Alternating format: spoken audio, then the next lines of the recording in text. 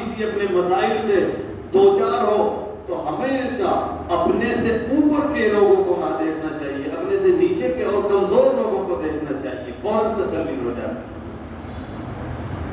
آج میں بخار کی بیماری میں مبتلا ہوں، پریشان ہوں، مجھے صحت مندوں پر نظر نہیں رکھنی چاہیے، ان لوگوں پر نظر رکھنی چاہیے جو بڑے بڑے ہاسپٹل میں زیر علاج ہے، کوئی کینسر کی بیماری میں ہے، کوئی فالج کی بیماری میں ہے، کوئی کسی اور بڑی بیماری میں مبتلا ہے، فوراً تسلی ہو جائے۔ عجیب نظام ہے اسلام کا۔ شیخ سعدی علیہ رحمہ اپنے ننگے پاؤں کا شکوہ کر رہے تھے اللہ سے، فٹ پاتھ پر دیکھا کہ ایسا شخص ہے بھیک مانگ رہا ہے جس کے دونوں پاؤں کٹے ہوئے، فوراً اللہ کا شکر ادا کیا۔ میرے بھائیو، اللہ کی نعمتیں بے شمار ہیں، اللہ کی نعمتوں کا ہم نہ تو شمار کر سکتے، نہ کما حقہ شکریہ ادا کر سکتے۔ انسان ہے کہ یہ تو اس کا مزاج ہی شکوے اور شکایت کا ہے۔ ذرا سا مال آ جائے، ذرا سے بہتر حالات ہو جائیں تو بھولا نہیں سماتا، اور جب ذرا سے حالات سے دوچار ہونا پڑے تو چیخیں مارنے لگتا ہے، شکایت اور شکوے کی زبان دراز کر دیتا ہے، میں تو مر گیا، میرے پاس تو کچھ بھی نہ رہا، اللہ نے مال دیا، خوش و خرم گھومتا پھر رہا ہے، دندناتا ہوا، اور اپنی عقل اور دماغ اور اپنے کمال کا کھیل سمجھ بیٹھا، جب اللہ نے لیا پھر رو رہا ہے۔ تو یہ انسان بہت نازک اور کمزور مخلوق ہے اللہ کی۔ میں نے قرآن کریم کی ایک چھوٹی سی آیت کا ایک ٹکڑا پڑھا ہے جس میں اللہ رب العزت والجلال صدقے کی اور اللہ کی راہ میں خرچ کرنے کی اہمیت کو واضح انداز میں قرآن کریم میں بیان فرما رہے ہیں۔ من ذا الذی یقرض اللہ قرضا حسنا، کون ہے وہ انسان جو اللہ کو بہترین قرض دے؟ قرض کس کو دیا جاتا ہے میرے بھائیوں؟ قرض دیا جاتا ہے ضرورت مند کو۔ قرض کب لیتا ہے انسان؟ جب اس کے پاس ضرورت پوری کرنے کے لیے پیسہ نہ ہو، اپنی ضرورت کو پورا کرنے کے لیے وہ دوسرے سے قرض مانگتا ہے، مجھے قرض دے دیجیے۔ اللہ کہہ رہے ہیں کون ہے جو اللہ کو بہترین قرض دے، قرض حسن، قرضا حسنا۔ تو اللہ رب العزت محتاج ہے کسی کے؟ کیا اللہ کو ہمارے اور آپ کے پیسوں کی اور قرض کی ضرورت ہے؟ نہیں، ایسا نہیں ہے۔ اللہ رب العزت اپنے بندے کے اوپر احسان عظیم کرنا چاہتے ہیں کہ میرا بندہ میری راہ میں خرچ کرے گا اور پھر اس کا جو بہترین بدلہ ہے میں اپنے بندے کو اس کا بدلہ دوں گا۔ من جاء بالحسنۃ فلہ عشر امثالھا، کہ ایک بھی اگر اللہ کی راہ میں خرچ کرو گے تو ایک کے بدلے 10 ملنے والے ہیں۔ اللہ تو وہ دینے والے ہیں جو ایک لے کر 10 دیتے ہیں اور خوش ہوتے ہیں، اور جتنا اللہ رب العزت سے مانگا جاتا ہے اتنا ہی اللہ رب العزت اپنے بندے سے خوش ہوتے ہیں۔ دنیا کا نظام یہ ہے کہ ایک رئیس اور مالدار سے اگر انسان مانگے، ایک بار سوال کرے تو وہ دے دے گا، پھر دوبارہ سوال کرے پھر بھی وہ دے دے گا، پھر تیسری بار وہ سوال کرے تو اس کے دل میں آپ کی طرف سے کراہت سی پیدا ہوگی، اس نے کھیل بنا لیا ہے، مستقل مزاج بنا کر رکھ دیا، کیا اس کی ضرورتیں میرے ہی در سے اور میری ہی جیب سے پوری ہوگی؟ تو وہ ایک بار دے گا، 2 بار دے گا، 3 بار دے گا، نتیجتاً وہ آپ سے روگردانی کر لے گا، وہ آپ سے روگردانی کر لے گا۔ مگر اللہ رب العزت وہ عطا کرنے والے ہیں، جس سے ایک بار مانگو وہ خوش ہوگا، 2 بار مانگو وہ اور زیادہ خوش ہوگا، جتنا زیادہ مانگتے رہو گے اللہ رب العزت اتنے ہی زیادہ خوش ہوتے رہیں گے۔ قرآن کریم میں اور احادیث رسول اللہ صلی اللہ علیہ وسلم میں راہ خدا میں خرچ کرنے کی جو فضیلت ہے اور اس کی حکمت بیان کی گئی ہے، اور آخرت کی سرخ روئی اور دنیا کی کامیابی اس کے اندر بنہا اور مضمر ہے۔ جناب رسول اللہ صلی اللہ علیہ وسلم صدقے کے اوپر ارشاد فرماتے ہیں کہ ان اللہ یربی صدقاتکم، کما تربون صخالکم، یہ حدیث ہے، جناب رسول اللہ صلی اللہ علیہ وسلم فرماتے ہیں کہ تمہارا صدقہ اللہ رب العزت ایسے پالتے ہیں جیسے تم بکری کے بچے کو پالتے ہیں۔ ان اللہ یربی صدقاتکم، تمہارے صدقات کو اللہ پالتے ہیں، کما تربون، جیسا کہ تم پالتے ہو، صخالکم، اپنے بکری کے بچوں کو۔ بکری کا بچہ 10 دن کا ہے، چھوٹا سا، 1 مہینے کا ہوگا تو اور بڑا ہو جائے گا، اور جب وہ سال بھر کا ہو جائے گا تو وہ قیمتی مال بن جائے گا، ہزاروں میں اس کی قیمت لگے گی۔ تو کیسے پالتا ہے انسان؟ اپنی ضرورت کے تحت، اپنے فائدے کے تحت اس کو پالتا ہے۔ ایسے ہی اللہ رب العزت ہمارے اور آپ کے صدقات کو پال رہے ہیں، جو ہم یہاں دے رہے ہیں، اللہ رب العزت اس کو ہماری آخرت کے لیے تیار کر رہے ہیں۔ یہاں 1 روپیہ دیں گے تو وہاں جب ہمارے نامہ اعمال سامنے ہوں گے، اللہ رب العزت فرمائیں گے یہ وہ فلاں وقت کا آپ کا روپیہ ہے جو آپ نے اپنی مجبوری میں، آپ نے اپنی کمزوری کے باوجود میرے راستے میں خرچ کیا تھا، دیکھو اتنا آپ نے دیا تھا اور میں نے اتنا بڑا پہاڑ اور انبار اس کا لگا کر کے تمہارے لیے تیار کیا ہوا ہے۔ انسان کی عقل حیران ہو جائے گی۔ صدقات، صدقے کی فضیلتیں، صدقے کے فوائد اتنے زیادہ ہیں۔ کسی دانا سے سوال کیا گیا کہ سب سے بڑی مخلوق اتنے اونچے اونچے پہاڑ ہیں، کیا ان سے بھی بڑی کوئی مخلوق ہے؟ تو دانا نے جواب دیا کہ ہاں، پہاڑوں سے بڑی بڑی مخلوق ہیں، اور بڑی بڑی مخلوق ہیں۔ کیا ہے کہ پہاڑوں سے بڑی مخلوق لوہا ہے جو پہاڑوں کو کاٹ کر، تراش کر ہموار کر دیتا ہے۔ دانا سے سوال کیا گیا کہ لوہے سے مضبوط اور طاقتور بھی کوئی مخلوق ہے؟ لوہے سے طاقتور مخلوق اللہ کی آگ ہے جو لوہے کو نرم موم کی طرح بنا دیتی ہے، پگھلا دیتی ہے لوہے کو۔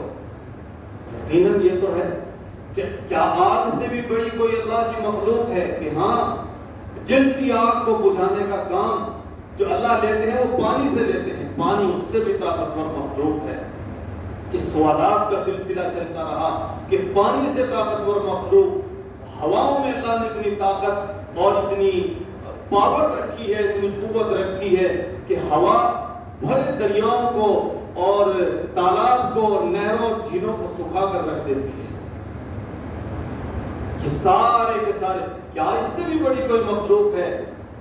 اس سے بھی بڑی کوئی مخلوق ہے؟ یقیناً اللہ رب العزتی والجلال کی ذات ہے اور آپ کا جلال ہے کہ جو ہواؤں کو بھی روکتا ہے، ایک پتا بھی اگر ہلتا ہے وہ اللہ کی اجازت کے بغیر نہیں ہلتا۔ کیا اس سے بھی بڑی کوئی طاقتور چیز ہے؟ کہ ہاں، وہ صدقہ ہے جو اللہ کے جلال اور غصے کو بھی ٹھنڈا کر دیتا ہے۔ صدقے کی فضیلتیں، صدقے کے فوائد اتنے زیادہ ہیں کہ گھنٹوں کی نہیں، مہینوں کی تقریر ہو سکتی ہے اور صدقے کے فضائل اور فوائد بیان نہیں کیے جا سکتے۔ صدقہ، الصدقہ ترد البلا، صدقہ وہ چیز ہے جو بلاؤں کو دور کرتا ہے، وتزید فی العمر، اور عمروں میں انسان کی اضافہ کر دیتا ہے۔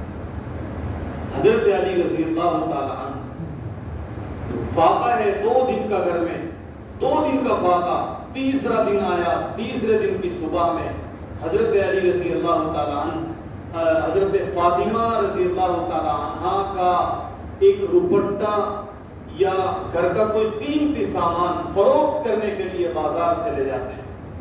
اس کو فروخت کر دوں، کچھ پیسہ ہاتھ آ جائے گا، بچوں کے لیے کچھ راشن، کچھ کھانے کا انتظام ہو جائے گا۔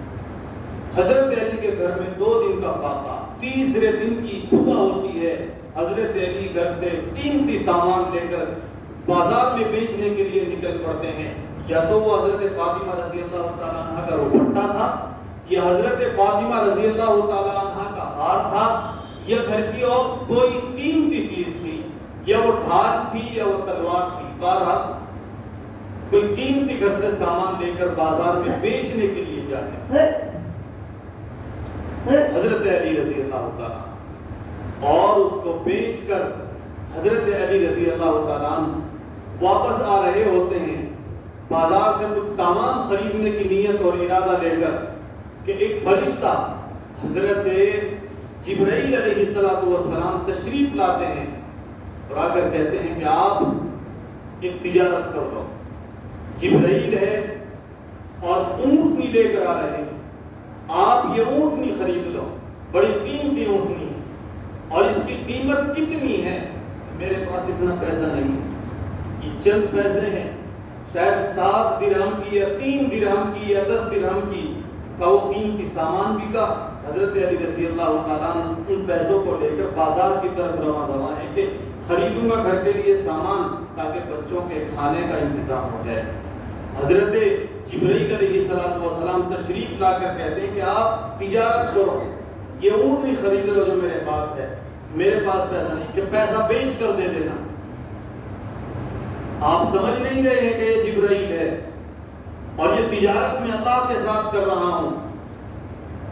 تو حضرت علی رضی اللہ تعالیٰ عنہ جب پیسہ لے کر کے راستے سے لوٹ رہے تھے, پیسہ لے کر کے بازار کی طرف آ رہے تھے, تو سائل ملتا ہے راستے میں, سائل, اور اس نے اپنے 5 دن کے فاقے کا حوالہ دیا کہ میرے گھر میں 5 دن کا فاقہ ہے, میرے بچے بھوک کی وجہ سے بلک رہے ہیں, مجھے اللہ کے لیے کچھ دے دیجیے. جتنا پیسہ تھا وہ سامان بیچ کر لائے تھے, وہ سارا کا سارا سائل کو دے دیا.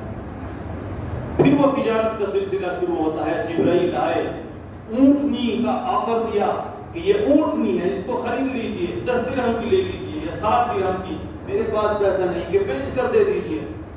بہت اچھا. حضرت علی رضی اللہ تعالیٰ عنہ نے وہ اونٹنی خرید لی. آگے چلے, راستے میں میکائیل مل جاتے ہیں کہ آپ یہ اونٹنی بیچنا چاہتے ہیں؟ کہ ہاں بیچنا چاہتا ہوں. کہ کتنے کی ہے؟ کہ آپ ہی بتاؤ, اس کی قیمت لگاؤ. کہ میں 70 درہم کی اس کو خریدنا چاہتا ہوں. 7 درہم صدقہ کیا ہے. سائل کو 7 درہم دے کر آئے ہیں اور ادھار میں اونٹنی خریدی. آگے میکائیل کھڑے ہوئے ہیں کہ میں 70 درہم آپ کی اونٹنی کے دینے کے لیے تیار ہوں. بہت اچھا, نقد پیسہ ملا, مال بکا اور خوش و خرم بازار سے بچوں کے لیے کھانے کا انتظام کیا. اور حضرت فاطمہ رضی اللہ تعالیٰ عنہ کے حاضر ہو گئے, گھر میں تشریف لے آئے. فاطمہ رضی اللہ تعالیٰ عنہ پوچھنے لگی کہ اتنا پیسہ کہاں سے آیا ہے؟ کہ مجھے معلوم نہیں. اتنا پیسہ, وہ جو سامان قیمتی آپ لے کر گئے تھے اس کی تو بہت معمولی سی قیمت ہونی چاہیے تھی, 7 یا 10 درہم, اور 70 درہم کہاں سے آئے ہیں؟ کہ میں نے اس طرح کا معاملہ اور واقعہ میرے ساتھ پیش آیا ہے. ماجرا یہ بنا, میں نے سارے پیسے جتنے میں نے لیے تھے اپنا قیمتی سامان بیچ کر وہ تو میں نے صدقہ کر دیے. پھر میں نے ایک صاحب سے اونٹنی خریدی, دوسرے صاحب نے راستے ہی میں اس کو خرید لیا, میں نے بیچ دی. میں نے 7 درہم کی خریدی, 70 کی میں نے بیچ دی. اتنا پیسہ تجارت سے مجھے نفع ہوا اور اللہ رب العزت نے میری تجارت میں برکت عطا فرمائی. پورا واقعہ حضرت جناب رسول اللہ صلی اللہ علیہ وسلم کی خدمت میں حاضر ہو کر عرض کیا. اللہ نے فرمایا, اللہ کے نبی علیہ السلام نے فرمایا کہ آپ نے اللہ کے ساتھ تجارت کی ہے, آپ نے ضرورت مند کو دیا, صدقہ دیا.